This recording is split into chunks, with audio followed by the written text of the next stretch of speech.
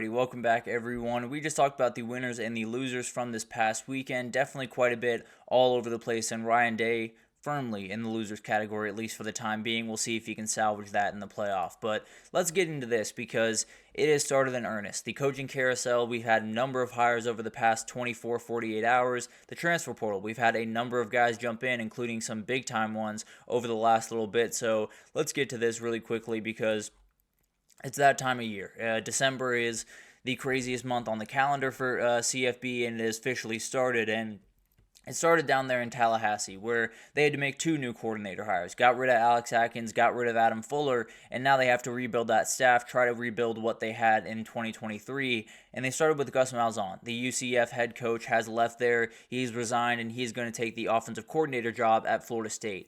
Definitely one of those things that kind of shows the state of college football right now. You really want to be a part of one of those big-time teams that has a path into the SEC or the Big Ten, and coaches are kind of telling you that. Also, Gus Malzahn probably not quite as into recruiting as he was back in the day, so definitely one of those jobs that looks a little bit interesting right now. I think it's a relatively good hire. Will be interesting to see how it all works out, how much he and Mike Norvell work together, how much it's Gus Malzahn's offense or Mike Norvell's. It'll be interesting to watch that unfold, but definitely a guy that can put together a really good offense, and especially with the talent they'll have in Florida State, will be a very fun thing to watch. But to me, they made the hire of the year thus far in the DC department. Tony White, the Nebraska DC, has been hired at Florida State, and really, really good one. I believe only allowed 4.4 yards per play, good for 5th in the country this year at Nebraska. Really incredible coach. And a couple of the guys have already decided they're going to the portal to probably follow him there. It'll be really interesting to watch this one develop. I think this is one of the guys that you're going to be watching not only the next year, but the next couple of years, because this probably has a head coach written all over him. Very, very talented guy and just a huge hire for Florida State. Another coordinator hire happened over at Oklahoma. The new offensive coordinator for Oklahoma is going to be Ben Arbuckle, the offensive coordinator for Washington State this past year, and this is a very, very good offensive coordinator. The run game for Washington State was downright special. The quarterback run game is going to be huge for them, and sounds like John Mateer might just be following him over there to Norman. Haven't heard anything necessarily concrete about that, but it seems like it's heading in that direction. John Mateer will jump into the portal, likely follow his offensive coordinator to Norman, and likely be the starter for Oklahoma next year. So definitely a very talented guy, one of the guys that I've enjoyed watching the most this year. Something to watch as you get into that. It does feel like Jackson Arnold's probably out the door. We'll see what happens there. If he is, then it seems like John Mateer is going to go ahead and jump in there, be the starting quarterback, and we'll see what happens. I think this is a fantastic hire. It sounds a little bit like Lincoln Riley. I don't know if that's a good or bad thing for Oklahoma fans, but definitely a really weird thing when I first heard him. But I think it's a fantastic hire. It will be awesome to see what he can do at the SEC level. Going down to the G5, we'll update you on a couple of head coaching jobs. Blake Harrell has been officially named the head coach, had the interim tag for much of the year after Mike Houston got let go early. Was a fantastic defensive coordinator, did a great job as the head coach. Definitely going to be a really fun name to watch, and a program that has a lot of upside if you can really tap into that potential around the recruiting world. Tulsa has fired Kevin Wilson. They've let him go, and it's going to be Ryan Switzer taking over. I don't know if that makes anyone else feel old, but it definitely made me feel old. I won't lie to you. Drake Kirkpatrick Jr. got me just a little bit. This one's a little bit crazier. I cannot imagine this, but definitely a name to watch. A very talented guy, obviously a very talented player, has done a great job at Tulsa in his short time there, and definitely will be interesting to watch to see what he can do. Maybe he'll get the job as the full-time head coach. It'll be interesting to see what happens around that Tulsa job going forward. Over at Temple, they made their hire with Casey Keeler, the Sam Houston State head coach, did a great job with Sam Houston this past year, got them very, very close to that Conference USA championship, but barely missed out on a couple of tiebreaker scenarios. Really, really good year for the Bearcats, has won multiple FCS championships with Sam Houston before they jumped up, as well as with Delaware. A very, very good head coach, and definitely a guy that it'll be interesting to see what he can do up there in Philly. The last head coach, Stan Drayton, I liked a lot as he was coming in. Definitely a guy that has a little bit more head coaching experience than Stan Drayton did, so definitely something to watch as you go into that one. I think it's a relatively good hire. Temple's a relatively hard job, so we'll see what happens there. And then FAU, they made their hire, Zach Kitley, the offensive coordinator for Texas Tech. He becomes the youngest head coach in FBS. He's only 33 years old. this is a name to watch. This is a rising star in the industry. I don't think he'll be at FAU very long, if I'm being totally honest. I think this guy will turn that thing around pretty quickly. I think he'll get a job pretty quickly in the Power 4 level. Very talented guy and did a great job with Texas Tech's offense. I expect him to be a name that we're watching for the next decade in college football and maybe plus. And then you have a couple of openings all over the place. We talked about Gus Malzahn walking out the door at UCF. They're on the market for a new head coach. A lot of different people to consider here. I think one name to watch is Alex Golesh, the head coach at South Florida. Wasn't a great year this year, but a very talented coach that has a lot of respect around the community. I think Will Stein, the offensive coordinator up there at Oregon, is looking for his jump and was just waiting for that right opportunity. This might just very well be it. This is a very good job, definitely one that has quite a bit of upside. Obviously, having to deal with Florida, Miami, Florida State creates some problems for you in recruiting, but you still have a pretty good footprint there in Orlando, and definitely a team to watch that I think, given the right hire, could really take off. Then you have Mac Brown. He is walking out the door in UNC, kind of being pushed out the door. The way that they handled that, I did not like at all, and we'll talk about that a little bit later. But at the end of the day, the name that I see continue to pop up is John Summerall, the head coach of Tulane. Obviously, we won't hear about that until the end of the week, likely once he plays that game and their fate is kind of sealed for the season. But that's the name I continue to hear. I think a lot of people will be in for this job. I think this is a really good job. I think UNC is the one on the market right now that I would probably jump at the most readily. I think there's a recruiting footprint there if you get the right guy in that door. So I think John Summerall would be that. Definitely a lot of guys to consider for that job, and I think a lot of guys would do a great job there.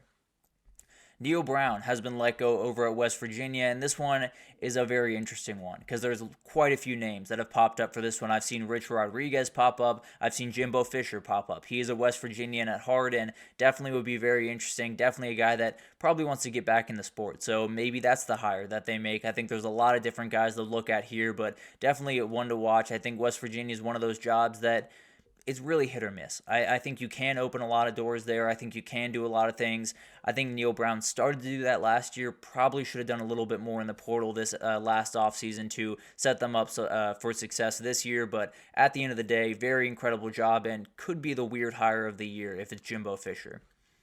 Then we have Purdue. Ryan Walters was let go. We talked about that a little bit yesterday. Probably won't have quite the net to pick from as everyone else, but I have seen Dan Mullen be brought up for this job. Brought up for quite a few jobs, to be fair, UNC as well. So definitely will be something to watch there, but maybe Purdue can get a really good head coach if they get Dan Mullen. I think they could tap into what Jeff Brom had tapped into there in Bloomington or in West Lafayette. Definitely will be really interesting to watch and a very, very interesting job where it's going to be tough, no doubt about that, but you tap into the right guy, a lot of really special things can happen there. And then everyone's going to be watching this one. This is the one that would send a bomb into the coaching world.